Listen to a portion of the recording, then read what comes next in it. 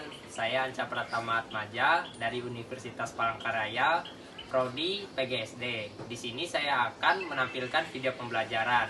Semoga bermanfaat bagi teman-teman yang menonton dan melihat. Terima kasih. Nah, halo teman-teman yang datang menonton. Di sini saya akan membuat video pembelajaran. Nah, di sini saya mengangkat tema kurikulum di Indonesia. Sekali lagi, perkenalkan, nama saya Anca Pratama Atmaja, pendidikan guru sekolah dasar. Sebelum kita memulai, alangkah baiknya kita mengetahui apa itu kurikulum.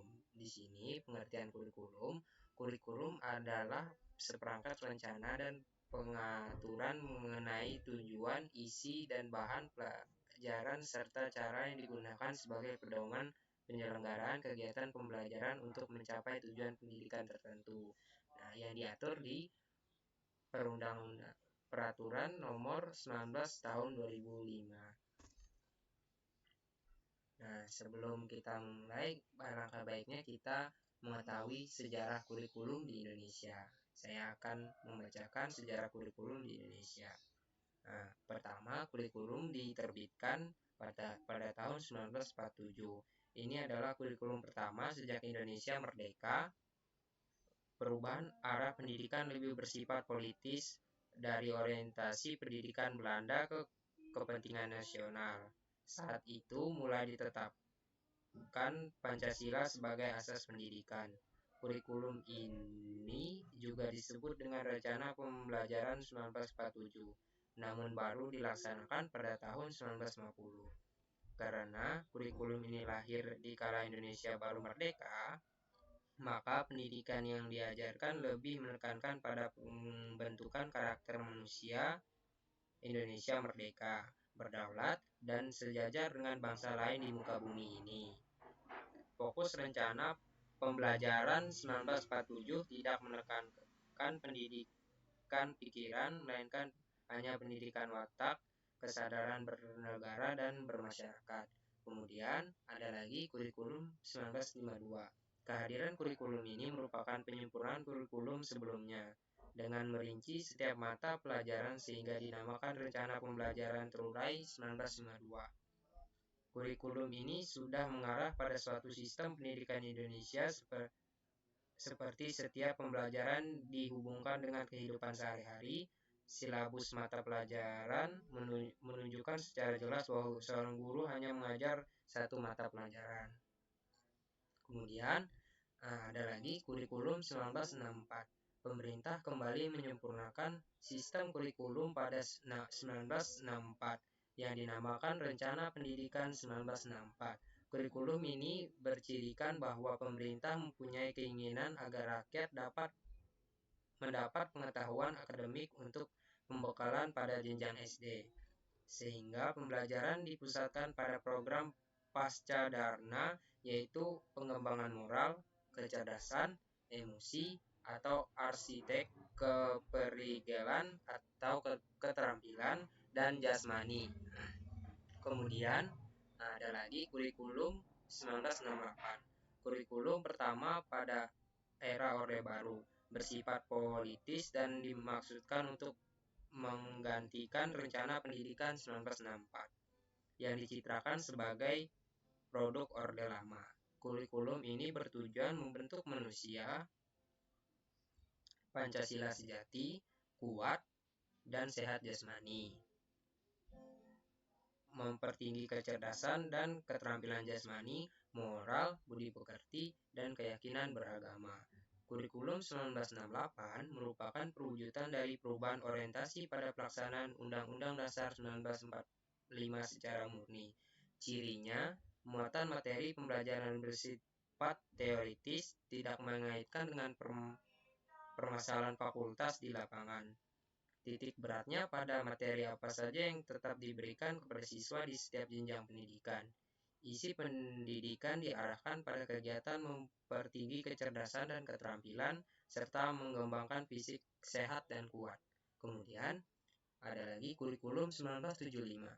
Pemerintahan kemudian menyempurnakan Kurikulum 1968 pada tahun 1975. Kurikulum ini menekankan pendidikan lebih efektif dan efisien.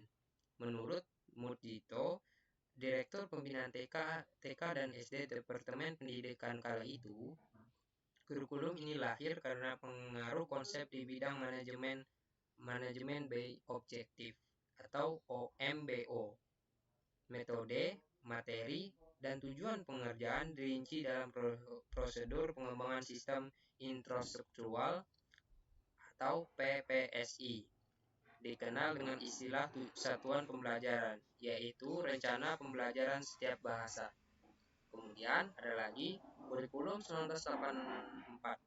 Kurikulum 1984 mengusung pendekatan proses kalian, meski mengutamakan pendekatan proses, tapi faktor tujuan tetap penting. Kurikulum ini juga sering disebut dengan kurikulum 1975 disempurnakan. Posisi siswa ditempatkan sebagai subjek belajar, yaitu mengamati suatu, mengelompokkan, mendiskusi, hingga melaporkan. Model ini disebut cara belajar siswa aktif, dalam kurung CBSA. Kemudian ada lagi kurikulum 1994. Pada tahun 1994, pemerintah memperbaharui kurikulum sebagai upaya memadukan kurikulum sebelumnya, terutama kurikulum 1975 dan 1984. Namun, perpaduan antara tujuan dan proses nampaknya belum berhasil. Akibat banyak kritik berdatangan disebabkan oleh beban belajar siswa dinilai terlalu berat, dari muatan nasional sampai muatan lokal, seperti bahasan daerah, kesenian, keterampilan daerah, dan lain-lain. Kemudian ada lagi kurikulum 2004. Pada tahun 2004 diluncurkan kurikulum berbasis kompetensi dalam kurung KBK.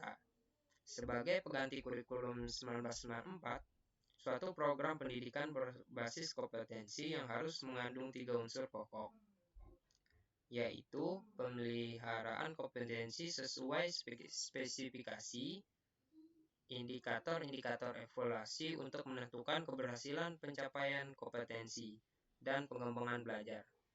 KBK mempunyai ciri yang menekankan pada tercapainya kompetensi siswa secara baik secara individual maupun klasikal, berorientasi pada hasil belajar dan keberagaman. Kegiatan belajar menggunakan pendekatan dan metode bervariasi. Sumber belajar bukan hanya guru, tetapi juga sumber belajar lainnya yang memenuhi unsur edukatif. Kemudian kita sampai ke kurikulum 2006. Kurikulum 2006 ini hampir mirip dengan kurikulum 2004. Perbedaan menonjol terletak pada kewenangan dalam penyusunannya, yaitu mengacu pada jiwa despriorientasi siswa pendidikan Indonesia. Pada kurikulum 2006, pemerintah pusat menetapkan standar kompetensi dan kompetensi dasar. Guru dituntut mampu mengembangkan sendiri silabus dan penilaian sesuai kondisi sekolah dan daerahnya. Hasil pengembangan dari semua mata pelajaran dihimpun menjadi sebuah perangkat kurikulum. Ini juga disamakan kurikulum tingkat satuan pendidikan dalam kurung KTSP. Kemudian ada lagi kurikulum 2013. Kurikulum ini pengganti kurikulum KTSP. Kurikulum 2013 memiliki 3 aspek penilaian, yaitu aspek pengetahuan, aspek keterampilan, dan aspek sikap dan perilaku. Di kurikulum 2013, terutama di dalam materi pembelajaran, terdapat materi yang dirampingkan dan materi yang ditambahkan. Materi yang dirampingkan terlihat di Bahasa Indonesia, IPS, PPKN, dan sebagainya. Sedangkan materi yang ditambahkan adalah materi matematika. Kurikulum 2013 hingga saat ini masih berlaku dan diterapkan di sekolah Indonesia. Namun, ada kurikulum terbaru yang dikeluarkan oleh pemerintah, yaitu kurikulum Merdeka.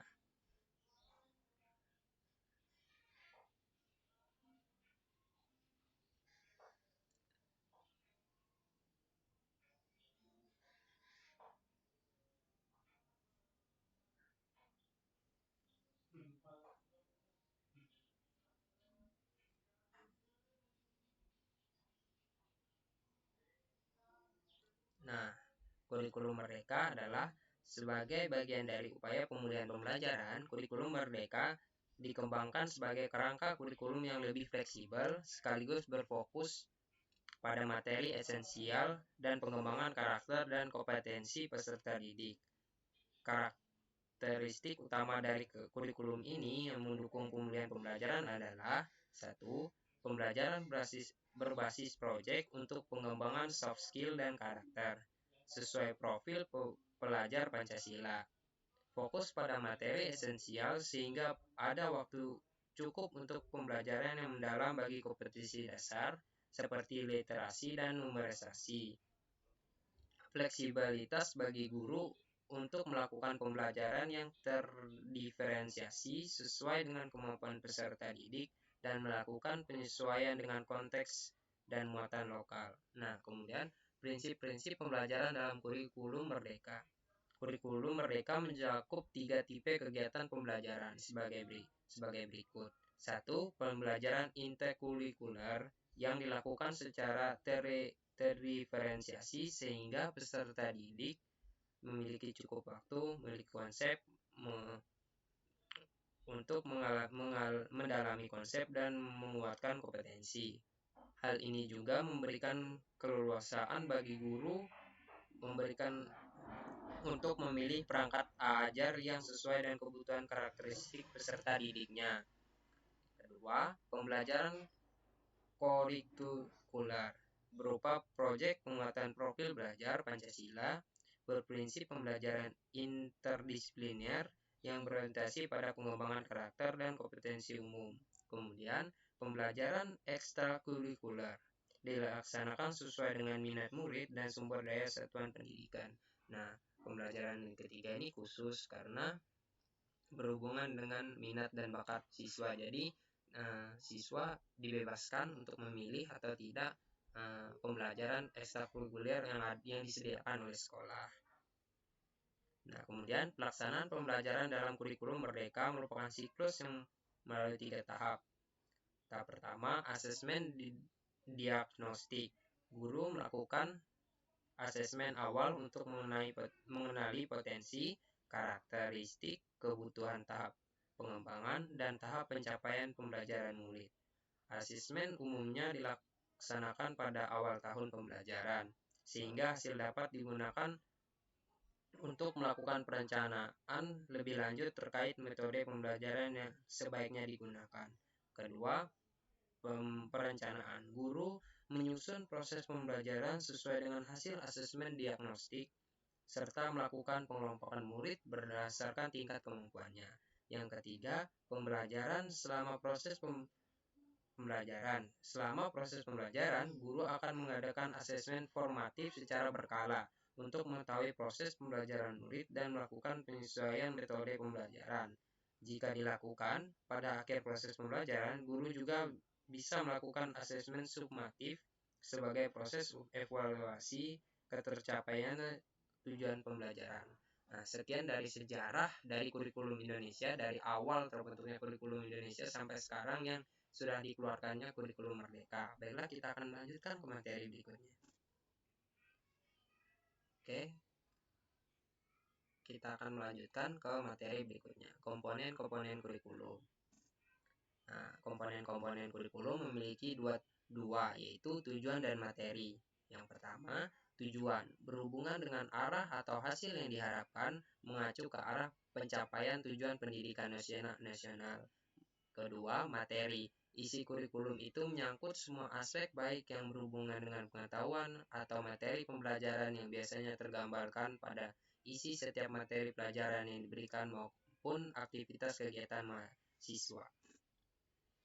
Kemudian, prinsip-prinsip pengembangan isi kurikulum. Nah, prinsip-prinsip pengembangan kurikulum memiliki 3, yaitu materi.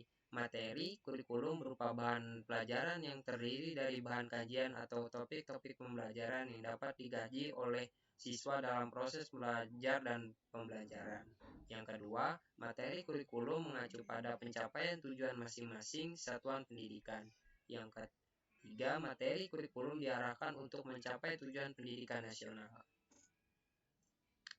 Nah, Kemudian kita sampai ke tahap penyusunan kurikulum.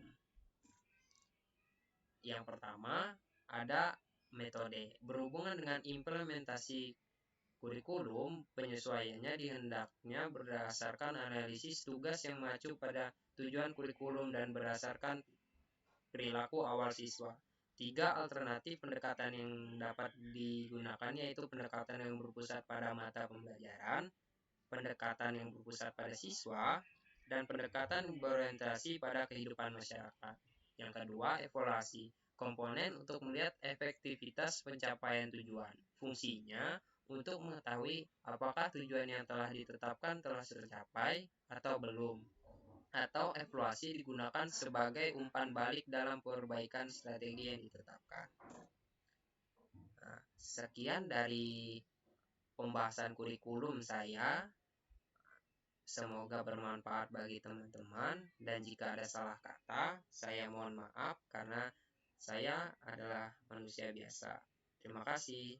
Nah, jangan lupa bagi teman-teman untuk like dan komen, karena like dan komen kalian adalah nilai ujian akhir semester saya. Terima kasih.